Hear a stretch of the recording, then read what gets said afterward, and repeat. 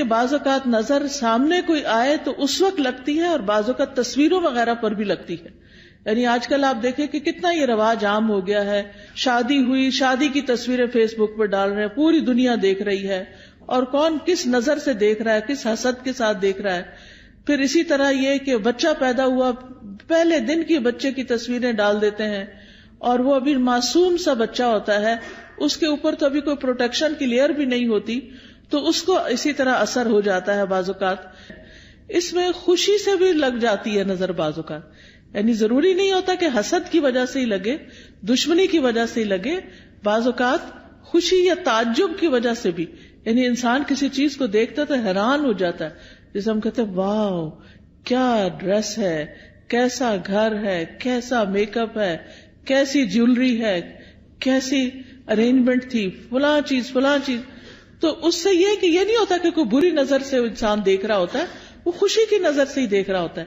اسی لیے آپ نے دیکھا ہوگا کہ بعض اوقات ماں کی نظر اپنے بچے کو بھی لگ جاتی ہے، حالانکہ وہ حسد نہیں، پیار کی نظر ہوتی ہے. تو اس کے لیے بھی ضروری ہے کہ انسان جب اپنے گھر میں داخل ہو، اپنے بچوں کو دیکھے، اپنی نعمتوں کو دیکھے تو ماشاء اللہ پڑھے. اب آپ دیکھیں کہ ہمارے معاشرے میں کتنا عجیب ہے نا، ٹرک کے پیچھے تو لکھا ہوتا ہے حاسد کا منہ کالا، رکشے کے پیچھے لکھا ہوتا ہے، فراری کے پیچھے کوئی نہیں لکھتا. اب آپ دیکھیے کہ رکشے کو نظر لگے گی، کون لینا چاہے گا رکشا؟ دیکھو فراری کو تو لگ سکتی ہے نا نظر. بعض لوگوں نے کالے پراندے لٹکائے ہوئے ہوتے ہیں، کسی نے جوتا لٹکایا ہوا ہوتا ہے، کسی نے ہنڈیا کالی الٹی کر کے رکھی بھی ہوتی ہے. اس طرح کے عجیب و غریب کام کرتے ہیں. تو یہ چیزیں پروٹیکٹ نہیں کرتی. بعض لوگ کالا تل لگا لیتے ہیں، کچھ بچے بےچارے بڑے سامنے ہوتے ہیں تو ان کو میرے خیال آٹے کا لگانا چاہیے تھوڑا سا کنٹراسٹ تو نظر آئے. تو یہ تل لگانے سے بھی کوئی فائدہ نہیں ہے.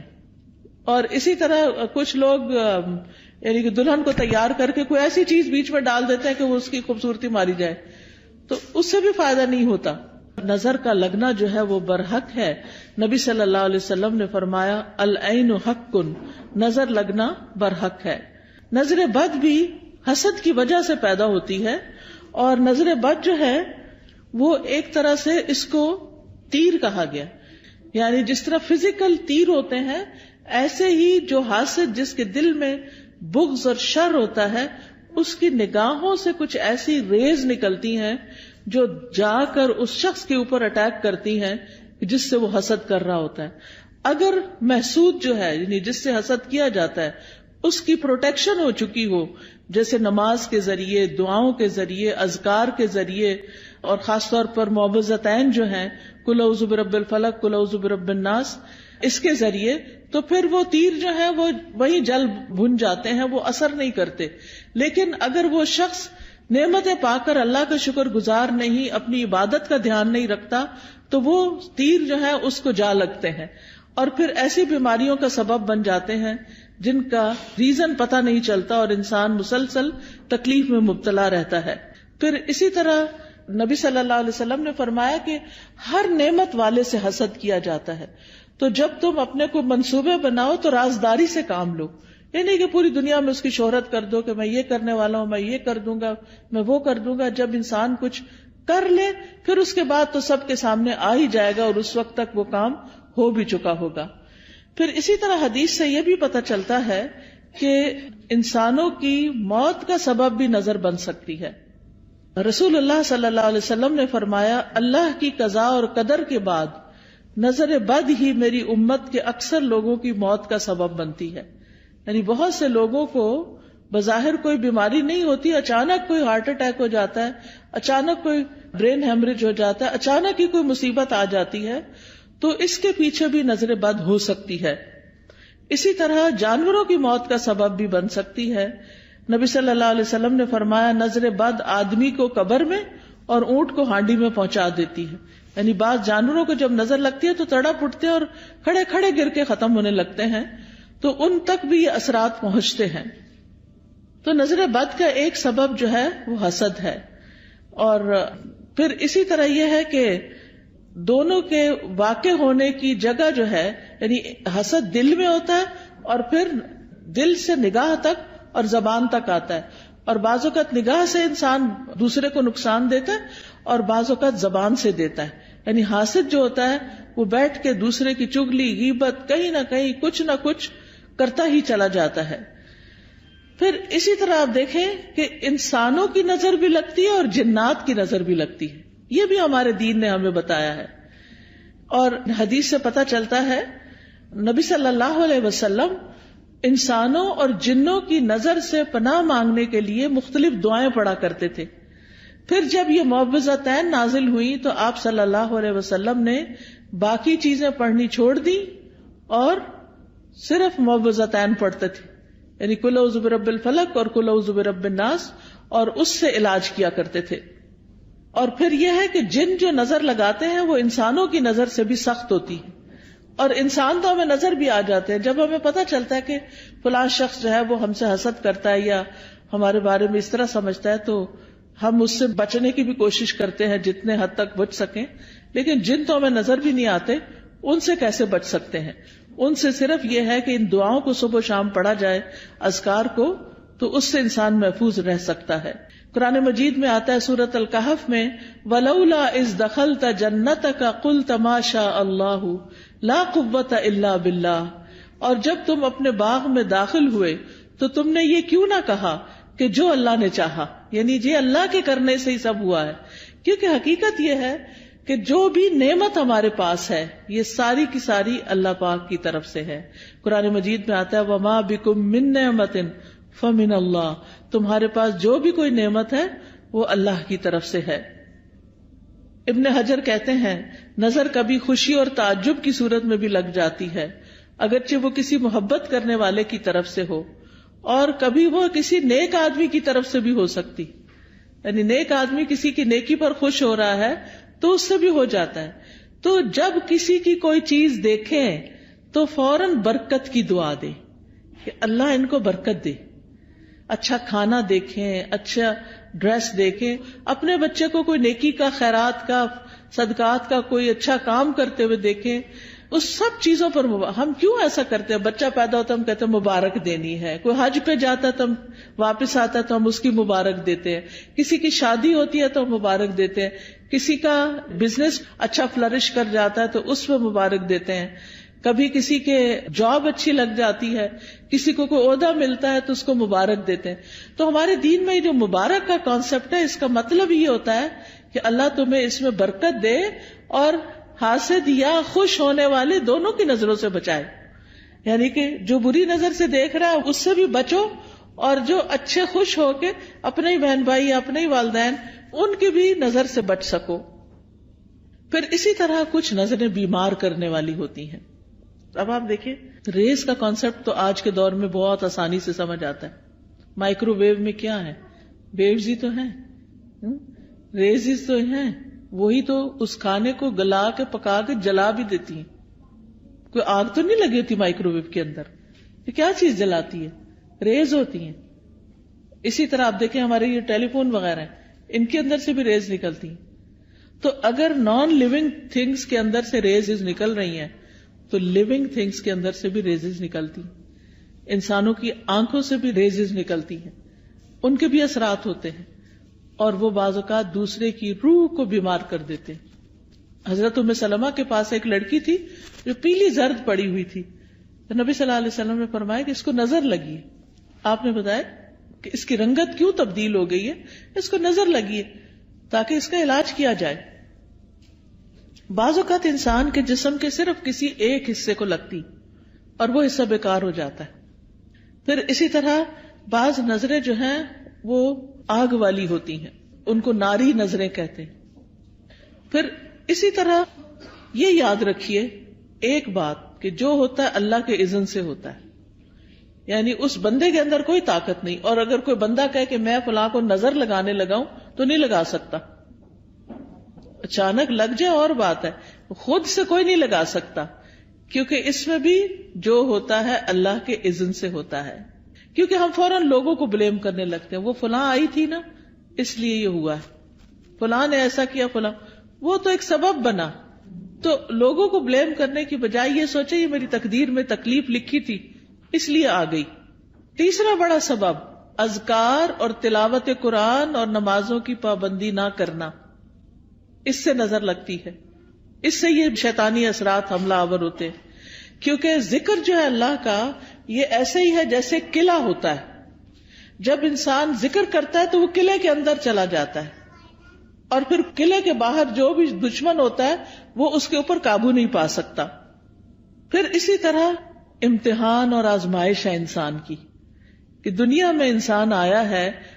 دنیا پھولوں کی سیج نہیں ہے، یہ دنیا امتحان کے لیے ہے، آزمائش کے لیے ہے. تو ہر انسان کسی نہ کسی طرح ایک امتحان میں مبتلا ہے، ایک آزمائش میں مبتلا ہے. تو اس کے لیے کیا کرنا چاہیے کہ انسان اللہ کی طرف رجوع کرے. تو یاد رکھیے کہ جب نظر لگتی ہے تو اس کے کچھ علامتیں ہوتی، کچھ جسمانی علامتیں ہیں.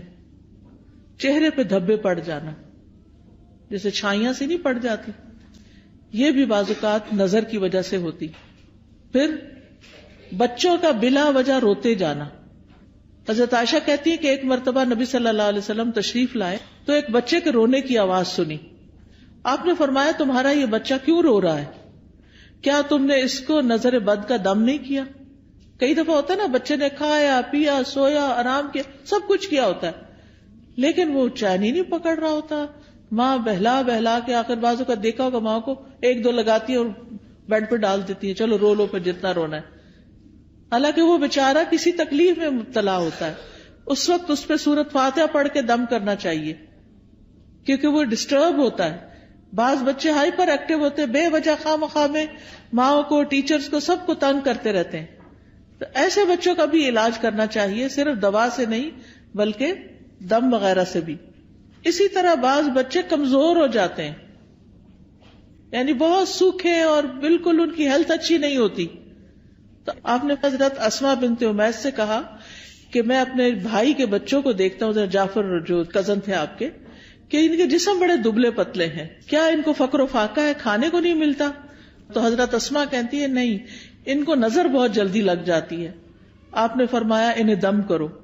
انہوں نے آپ کے سامنے چند کلمات پیش کیے تو آپ نے فرمایا انہیں دم کرو، یعنی ان کے اوپر دعائیں پڑھ کے پھونکو. اور دم کرنے کا بہترین طریقہ سورۃ فاتحہ پڑھے، آیت الکرسی پڑھے، معوذتین پڑھے اور پھونک مار دیں. کسی راکی کے پاس جانے کی بھی ضرورت نہیں. ہر ماں کو طریقہ آنا چاہیے کہ کس طرح کرنا ہے. نبی صلی اللہ علیہ وسلم ہر روز رات کو سوتے وقت اپنے ہاتھوں پر قل هو اللہ، قل اعوذ برب الفلق، قل اعوذ برب الناس 3 دفعہ پڑھ کے اپنے چہرے، اپنے سر، اپنے سارے جسم پر جہاں جہاں ہاتھ پہنچتا تھا آپ پڑھ کے خود اپنے آپ کو دم کر لیتے. پوری زندگی کا آپ کا معمول تھا. ہم سب کو بھی اپنے اوپر روز رات کو سوتے وقت خود دم کرنا چاہیے. پھر اسی طرح بعض اوقات نظر لگنے کی وجہ سے انسان اچانک گر بھی جاتا ہے. یعنی آپ نے دیکھا ہوگا کہ بعض اوقات اچانک لوگ سلپ ہو جاتے ہیں، اٹک جاتے ہیں، گر جاتے ہیں، اونچائی سے گر جاتے ہیں. رسول اللہ صلی اللہ علیہ وسلم نے فرمایا بے شک نظر بد آدمی کو اللہ کے حکم سے دیوانہ کر دیتی ہے، حتیٰ کہ بعض اوقات وہ اونچی جگہ چڑھتا ہے اور وہاں سے گر پڑتا ہے. یہ اب اللہ کے رسول صلی اللہ علیہ وسلم نے ہمیں بتایا جن کی باتیں جھوٹی نہیں ہوتی. اور ایک اور جگہ پر مسند احمد کی روایت میں فرمایا نظر لگ جانا برحق ہے اور یہ اوپر چڑھنے والے کو پھسلا دیتی ہے. اوپر چڑھنے سے مراد ایک تو بلندی پہ ویسے چڑھنا ہو سکتا ہے اور ایک دنیا کے اعتبار سے اوپر اوپر اوپر یعنی ترقی ہوتے چلے جانا. تو آپ صلی اللہ علیہ وسلم نے اس کا حل کیا بتایا کہ برکت کی دعا دو. یعنی جس کو ترقی مل رہی ہے اور کوئی بڑا نام مل رہا ہے تو اس کے لیے بارک اللہ فیکا، بارک اللہ لکا، بارک اللہ علیکا، اللہ برکتیں دے. پھر اسی طرح کچھ اور علامتیں بھی ہوتی ہیں. بعض اوقات سر درد شروع ہو جاتا ہے، بعض اوقات جسم کے کسی ایک حصے میں شدید درد اٹھ جاتا ہے. قرآن سنتے وقت جمائیاں بہت آتی ہیں، یعنی پڑھا ہی نہیں جاتا. آپ نے دیکھا ہوگا کہ بعض اوقات آپ قرآن پڑھ رہے ہوتے ہیں اور آپ سوئے چلے جاتے ہیں اور سوئے چلے جاتے ہیں اور آپ پھر اٹھتے ہیں، اٹھاتے اپنا، پھر سو جاتے، پھر اٹھاتے، پھر یہ بھی نظر کی وجہ سے ہوتا ہے. پھر اسی طرح وزن اچانک کم ہونے لگتا ہے. بعض اوقات ذہنی پراگندگی بڑھتی، کوئی بات سمجھ نہیں آتی، بچہ پڑھائی پہ فوکس نہیں کر پاتا. کبھی کھانے کی خواہش ختم ہو جاتی ہے، کھانے کو دل نہیں چاہتا، بھوک نہیں لگتی، کبھی ذہن میں چیز حفظ نہیں ہوتی، حافظہ خراب ہو جاتا ہے، کبھی پسینہ بہت زیادہ آنے لگتا ہے اور اس کی اسمیل بھی بہت عجیب ہو جاتی ہے، پھر اسی طرح نیند کم آتی ہے، زیادہ تر لیٹ کے بھی ایسے لگتا ہے جیسے جاگ رہے ہو، اور رونے کا دل بہت چاہتا ہے. پھر کبھی کبھی انسان لوگوں میں نہیں بیٹھنا چاہتا، مجلسوں کو اوائڈ کرنے لگتا ہے کہ میں نہیں ملتا کسی سے، نہ کسی شادی میں جانا، نہ کسی سے ملنا، کوئی آئے تو گھبراہٹ شروع ہو جانا، مہمانوں کا نام سنتے ہی پریشانی لاحق ہو جانا. تو یہ بھی چیز اس میں آتی، حالانکہ اس سے پہلے کبھی ایسا نہیں ہوا تھا. پھر اسی طرح مال میں برکت نہ ہونا، پھر لوگوں کے بارے میں شک میں پڑ جانا، یہ مجھے گھورتے ہیں، ان کے آنے سے فلاں چیز ہو گئی ہے، یعنی لوگوں کے اوپر شک کرنا شروع کر دینا، یہ بھی ایک نفسیاتی وسوسہ اور خلل پیدا ہو جاتا ہے. اب سوال یہ پیدا ہوتا ہے کہ کیا نظر سے بچنا ممکن ہے؟ جی ہاں، نظر سے بچنا ممکن ہے. اس کے لیے سب سے پہلے اللہ پہ بھروسہ کرے، اللہ پہ بھروسہ کرے، اور اس میں آپ یہ سمجھیں کہ کوئی مجھے نقصان نہیں دے سکتا جب تک اللہ نہ چاہے. پورے کانفیڈنٹ ہو جائیں، شک اور وہم کا شکار نہ ہو. شک پڑھنے بھی لگے تو کہیں حسبی اللہ و نعم الوکیل، دل بڑا رکھے. دوسری بات یہ کہ اللہ کی پناہ لیں، یا اللہ تو مجھے پروٹیکٹ کر، مجھے اپنی حفاظت میں لے لے، مجھے اس شر سے بچا لے. رسول اللہ صلی اللہ علیہ وسلم نے فرمایا، اللہ تعالیٰ فرماتا ہے میرا محبوب بندہ اگر مجھ سے مانگتا ہے تو میں اسے دیتا ہوں، اور اگر وہ کسی شیطان یا دشمن سے پناہ مانگتا ہے تو میں اس کو محفوظ رکھتا ہوں. تو اللہ تعالیٰ اپنی حفاظت دیتا ہے، تو اس لیے حفاظت کی دعائیں پڑھتے رہیں. تیسری چیز، نعمتوں کو چھپا کے رکھیں، اور خاص طور پر نئی نئی چیزوں کو فیس بک پہ مت پوسٹ کریں صرف لائکس لینے کے لیے. اب آپ دیکھیں کتنی لائکس ہوگی، پھر تھوڑی تھوڑی دیر بعد اسٹیٹس چیک کرنا، اب کیا ہو رہا ہے، اب کتنے کمنٹ آئے ہیں، کیا ہو رہا ہے. ان چیزوں سے حاصل کچھ نہیں، کوئی فائدہ نہیں. دیکھیں اپنی زندگی جئیں، لوگوں کے لیے نہ جئیں، دکھاوے والی زندگی نہ جئیں. اس لیے کہ دیکھنے والے سارے خوش کوئی نہیں ہوتے، زیادہ تو اس میں سے جلتے ہیں. اور کوئی اگر خوش ہوتا بھی ہے تو وہ ہمیں تو نہیں پتا چلتا نا کہ کیا ہوا، ہمیں وہ کیا فائدہ دیتا ہے. تو اس لیے دکھاوا کرنے سے بچنا چاہیے. پھر اسی طرح اگر کسی شخص کے بارے میں آپ کو یہ پتا ہو کہ اس کی نظر لگتی ہے، یعنی تجربے مشاہدے سے بار بار، تو انسان پھر حاسد سے بچ کے رہے، اور کوئی بھی اچھی چیز دیکھ کر برکت کی دعا دے، اپنے آپ کو ہی دے. اور پھر جب لوگوں کے بیچ میں جانے لگے تو معوذتین آیت الکرسی پڑھ کے نکلے. مال میں سے کچھ اچھا لگے تو ماشاء اللہ لا قوت الا باللہ. پھر اگر مال کے علاوہ کچھ اور اچھا لگے تو بارک اللہ فیک. دنیا کی کوئی چیز اچھی لگ رہی ہے اور دل میں آ رہا ہے کہ اس کو کیوں مل گئی، تو سوچیں یہ تھوڑے دن کے لیے، تو انسان کے اپنے دل سے وہ جلن ختم ہو جائے گی. پھر اگر کوئی شخص بیمار ہو، مصیبت میں ہو، تو اس وقت دعا پڑھنی چاہیے، الحمدللہ الذی عافانی مما ابتلاک بہ وفضلنی علی کثیر ممن خلق تفضیلا. پھر اسی طرح شرکیہ کاموں سے بچنا چاہیے، یعنی کسی اونٹ کے گلے میں کوئی تانت باندھ دینا، کوئی تعویذ لٹکا دینا. آپ صلی اللہ علیہ وسلم نے ان کو کاٹنے کا حکم دیا. یہ چیزیں پروٹیکٹ نہیں کرتی، یہ شرکیہ عمل ہو جاتا ہے، اس سے بچنا چاہیے. کثرت سے اللہ کا ذکر کرنا چاہیے، کیونکہ ذکر جو ہے وہ ایک قلعے کی طرح ہے. پھر قرآن سے علاج کرنا چاہیے، کیونکہ قرآن شفا ہے. قل ھو للذین آمنوا ھدی وشفاء، کہہ دیجئے وہ ایمان والوں کے لیے ہدایت اور شفا ہے. وَنُنَزِّلُ مِنَ الْقُرْآنِ مَا هُوَ شِفَاء، اور ہم قرآن میں وہ چیز اتارتے ہیں جو شفا ہے. تو قرآن کی تلاوت، قرآن کو سمجھ کے پڑھنا، قرآن کی کچھ آیات کو پڑھنا جیسے آیت الکرسی وغیرہ ہے. سورۃ الفاتحہ سے علاج، اور سورۃ الفاتحہ میں خاص طور پر ایاک نعبد و ایاک نستعین پڑھے کہ اللہ صرف تیری ہم عبادت کرتے ہیں، صرف تجھ سے ہم مدد چاہتے ہیں، تو ہماری مدد کر. تو یہ توحید کا خلاصہ ہے، اور اس سے انسان کی اللہ تعالیٰ مدد فرماتے ہیں. یعنی سب سے بہترین وسیلہ توحید کا دے. اگر مرض زیادہ ہو جائے تو سورۃ البقرہ پڑھیں، تو آیت الکرسی پڑھیں، سورۃ فاتحہ پڑھیں. لیکن یہ جو ہم کالی مرچیں جلا کے اور ان کی دھونی دے کے اور اس طرح کے کام کرتے ہیں، یہ سنت میں کچھ ثابت نہیں ہے. پھر اسی طرح کوئی چیز گرے لگا کے باندھنی اور پہننی نہیں چاہیے، یہ بھی شرک میں شامل ہو جاتا ہے، یہ سحر کی ایک قسم ہوتی ہے۔ پھر اسی طرح سکینت والی آیات اور شفا والی آیات یہ سننی بھی چاہیے، اور پھر دعاؤں کے ذریعے اور دم کے ذریعے علاج کرنا چاہیے، لیکن شرکیہ دم سے بچیں۔ حضرت جبریل علیہ السلام جس دعا کے ساتھ نبی صلی اللہ علیہ وسلم کو دم کرتے تھے وہ دعا پڑھے، اور وہ کیا ہے؟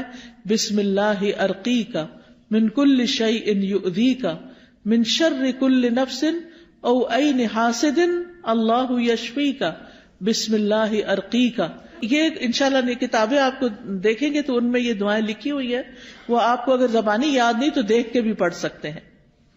پھر اسی طرح ہر ناگہانی آفت سے بچنے کی دعا ہے، اللہم انی اعوذ بک من زوال نعمتک وتحول عافیتک وفجاءۃ نقمتک وجمیع سخطک۔ اے اللہ میں تیری پناہ چاہتا ہوں اس بات سے کہ تیری کوئی نعمت چھن جائے، یا تیری دی ہوئی عافیت پلٹ جائے، یا کوئی ناگہانی عذاب آ جائے، اور تیرے تمام غصے اور ناراضگیوں سے میں تیری پناہ چاہتا ہوں۔ پھر بری تقدیر سے، دشمن کے خوش ہونے سے یا اللہ تو بچانا کہ ہمارے دشمن ہم پہ خوش نہ ہوں۔ پھر اسی طرح نظر لگنے کا ایک اور علاج غسل کرنا بھی ہے بیری کے پتوں سے۔ پھر اسی طرح یہ کہ جس کی نظر لگی ہو اس کا وضو کا پانی لے کے اس کو بھی جسم پر ڈالیں تو اس سے بھی نظر دور ہوتی ہے۔ پھر اسی طرح یہ ہے کہ اگر وہ پانی نہ دے وضو کا تو اس کا جھوٹا پانی جو ہے وہ بھی پی کر انسان کو فائدہ ہوتا ہے۔ پھر اسی طرح یہ ہے کہ قدرتی چیزوں سے بھی علاج کرنا چاہیے۔ زمزم کا پانی دم کر کے رکھ لیں اور اس کو پئیں۔ زمزم کے پانی سے نہا بھی سکتے، کوئی بیدبی نہیں ہے۔ کئی لوگ اس کو ایسے ہی سمجھتے کہ بیدبی، ایسا کچھ بھی نہیں ہے۔ زیتون کا تیل پینا جو ہے یہ بھی بڑا فائدہ مند ہے۔ جو کولڈ پریس ہوتا ہے نا زیتون کا آئل، ایک تو ہوتا ہے نا یہ جو لبوں وغیرہ میں ملتا ہے، نہیں، کولڈ پریس دبئی وغیرہ سے اچھا مل جاتا ہے، یہاں بھی شاید ہوں گی دکانیں جن پہ۔ ایک ہوتا ہے ایکسٹرا ورجن، نہیں، کولڈ پریس، جسے کچی گھاڑی کا نہیں کہتے ہمارے ہاں، جیسے یہ توریا اور یہ جو سرسوں، اس کا جو کچی گھاڑی کا تیل ہوتا ہے وہ خالص ہوتا ہے، اور جو مشینی قسم کا ہوتا ہے وہ اور ہوتا ہے۔ تو اسی طرح کچی گھاڑی کا زیتون کا تیل جو ہوتا ہے وہ زیادہ مؤثر ہوتا ہے۔ تو صبح کے وقت زیتون ایک چمچہ پی لیں اٹھ کے، جیسے آپ وضو کر کے آئے، آ کے ایک چمچہ زیتون کا پیئے، پھر نماز وغیرہ پڑھے، اس کے آدھے گھنٹے تک کچھ کھائیں پیئے نہیں، اور وہ نماز وغیرہ میں ذکر اذکار میں آدھا گھنٹہ گزر جاتا ہے۔ نبی صلی اللہ علیہ وسلم نے فرمایا کلوا الزیت وادہنوا بہ فانہ من شجرۃ مبارکۃ، زیتون کا تیل کھاؤ بھی اور لگاؤ بھی، کیونکہ یہ مبارک درخت ہے۔ قرآن مجید میں اس کو مبارک درخت کہا گیا ہے۔ پھر جسم پر زیتون یا کلونجی کا تیل ملنا یہ بھی بیماریوں کو کم کرتا ہے۔ پھر اسی طرح دم کیا ہوا پانی جو ہے وہ ناک میں ڈالنا اور جھاڑنا، شہد کھانا وہ بھی علاج ہے۔ کلونجی کے دانے نہار منہ کھانا 3 یا 7 یا 5، تلبینہ کھانا، اس سے غم دور ہوتا ہے۔ اجوا کھجور کھانا، حدیث میں آتا ہے کہ جو 7 اجوا کھجوریں کھا لے اس کو اس دن کوئی جادو زہر چیز اثر نہیں کرے گی۔ پھر اسی طرح سنا مکی، سنوت جو ہے، فرمایا یہ موت کے علاوہ ہر بیماری کا علاج ہے۔ سنا مکی جو ہوتا ہے وہ اگر اس کے پتے وغیرہ ہوتے ہیں، اگر کاوے کی طرح اگر آپ بنا کے اس کو پیئیں تو پیٹ کو بھی صاف کرتی ہے۔ پھر شہد، زیتون کا تیل، کلونجی کو ملا کے استعمال کریں، تینوں کو ہم وزن ملا لیں، اور یہ سارے زہر ٹاکسنز جو ہے نا جسم سے نکال دیتی ہیں۔ یعنی جتنا شہد ڈالیں اتنا زیتون، اتنا کلونجی کا آئل، تو ان کو ملا کر، یعنی کہتے ہیں کہ جو اگر کسی کو نظر بد ہو یا جن ہو تو یہ جسم کو پاک کر دیتی ہے یہ چیز۔ حجامہ کرانا، حجامہ جو ہے وہ بھی ایک بہترین علاج ہے نظر بد کا۔ تو یہ تمام چیزیں جو ہیں جب انسان کرتا ہے تو اللہ تعالیٰ شفا دیتا ہے۔ علاج کی نیت سے صدقہ کرنا، ایک صدقہ ہوتا ہے ویسے انسان روزانہ کچھ نہ کچھ اللہ کے راستے میں دیتا ہے، اور ایک اس لیے دیتا ہے کہ میرا علاج ہو جائے۔ اس کے لیے ضروری نہیں کہ کوئی بکرا دیا جائے یا کوئی اور اس طرح کی چیز، جو بھی کسی کی ضرورت ہے اگر آپ وہ پورا کر دیتے ہیں تو وہ بھی آپ کے لیے فائدہ مند ہو جاتا ہے۔ اسی طرح گھر سے ایسی چیزیں نکال دیں جس سے رحمت کے فرشتے نہیں آتے، جیسے کتا وغیرہ، یا تصویریں لٹکانا، کیونکہ اس سے رحمت کے فرشتے گھر میں نہیں آتے. تو باہر رکھیں بے شک حفاظت کے لیے، لیکن کمروں کے اندر نہیں رکھے کتے وغیرہ. تو نبی صلی اللہ علیہ وسلم کے پاس جبریل علیہ السلام نے آنا تھا تو وہ نہیں آئے. آپ پریشان ہوئے تو دیکھا کہ آپ کے یعنی کہ جس کے اوپر آپ لیٹے ہوئے اس کے نیچے کتے کا بچہ تھا. جب وہ گیا تو جبریل علیہ السلام آئے، انہوں نے کہا کہ ہم ایسے گھر میں داخل نہیں ہوتے. یعنی اپنے نمازوں کی پابندی، ذکر اذکار کی پابندی، اور یہ جو طریقے میں نے بتائے ہیں انشاءاللہ یہ اختیار کریں گے تو اللہ تعالیٰ نظر بد سے محفوظ رکھیں گے اور اس کا علاج بھی ہو جائے گا. وآخر دعوانا ان الحمد للہ رب العالمین.